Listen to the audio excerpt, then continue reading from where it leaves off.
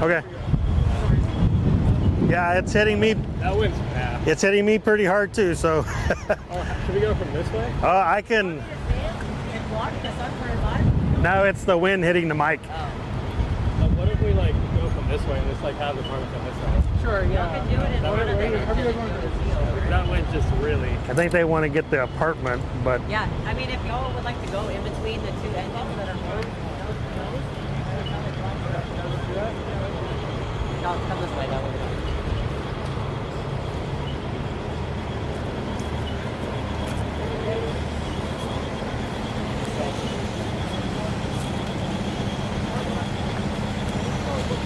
Whatever that is.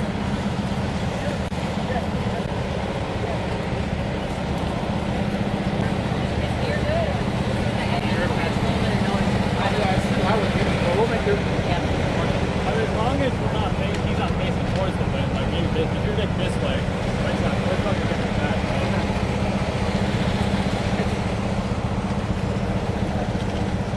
And we got the fire truck. Anything else? No injuries. We don't have a cause at this time. We have our investigators on scene, not en route.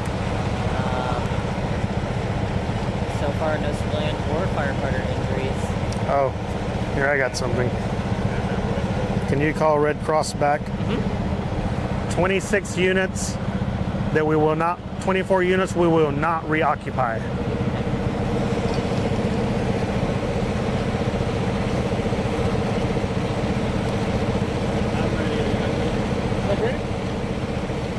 Okay. Eddie Martinez, EDDIEMARTINEZ.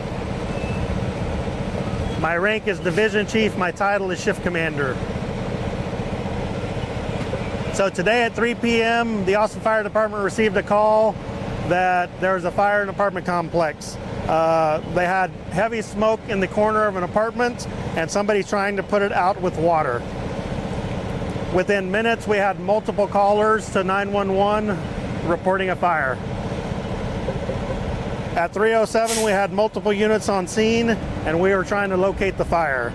At 3:11, the incident was upgraded to a second alarm. A second alarm is twice the amount of personnel that we normally get for a fire, and it was due to the amount of smoke and fire that was coming from the apartment, and we had not located the fire yet.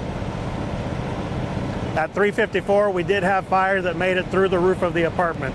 The fire was between floors on the second and third floor, went through a pipe chase between the walls and made it into the attic and went through the roof.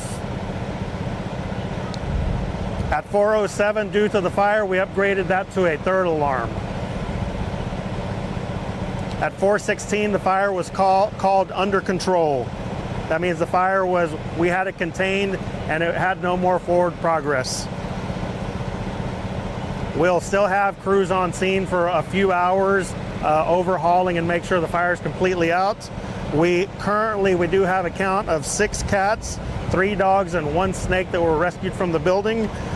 We do have Red Cross who is on the way to assist the occupants of the building.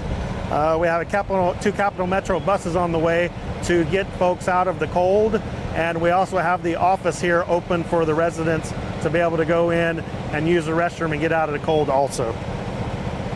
All right, what questions do you guys have? Were there any injured? Currently, there are no injuries for civilians or firefighters. A little bit about the alarm system. What upgraded it to like second and third, and it has to do with the weather?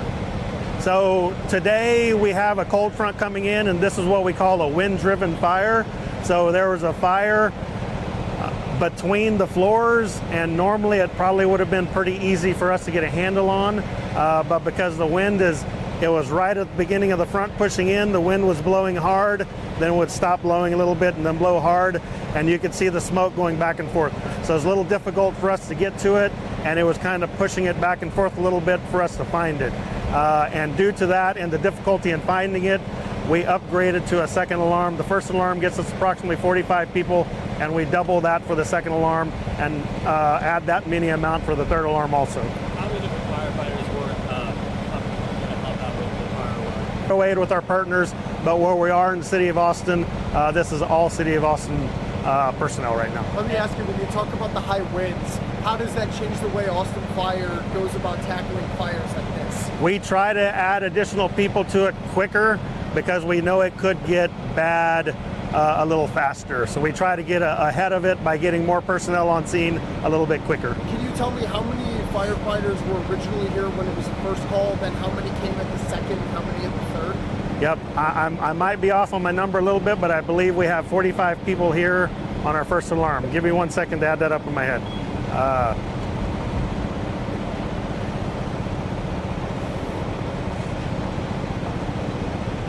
So we have 28 people here on our first alarm, 45 on our second alarm, and that'll give us about 70-ish on our third alarm.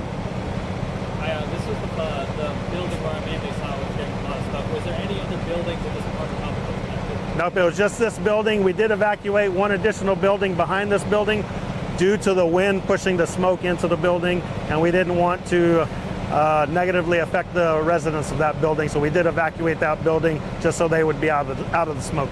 Let's talk about the units. How many units were impacted in this building? In this building, there are 24 units impacted. They will not be able to be reoccupied. Where the fire was in the building, it goes up a chase, which is the utility chase, where the plumbing and the wiring is, so we will not re-energize this building. So all 24 apartments will not be reoccupied today. Is that indefinite, or is there a timeable return for that? That would depend on the apartment. Don't have that yet. We do have arson investigators on scene. Given the weather changes we're coming on, any messages you want to say to the public? Yeah, so everybody needs to check their smoke alarm. We want to do that twice a year, but it's important to do it now. We don't want warming fires inside the house like propane burners or barbecue pits or anything like that. If you do have a fireplace or gas appliances that provide heat, make sure you have a carbon monoxide detector that works. Going into like the cold front that's coming in, is there anything people civilians should know to avoid situations like this? Space heaters. People use space heaters. We like to use a little terminology with that. Space heaters require space. So be sure there's not stuff up against the space heater. Was anyone taken to the hospital for smoke inhalation? Nobody was evaluated by Austin EMS, and nobody reported any injuries for smoke inhalation or anything else. The pets they were removed. All of them are pretty much happy and healthy. Are there any other pets still being searched for? No, we have spoken with most of the residents, and we believe all the pets have been accounted for. Good. Awesome. Thank you very much, sir. No problem. Thank you. Not a problem at all. Thank you. Thank you, sir. Not a problem.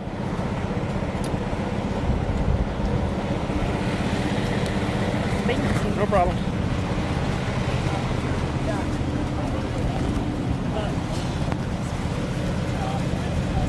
Did you get here in time for the fire? No, it was out when I got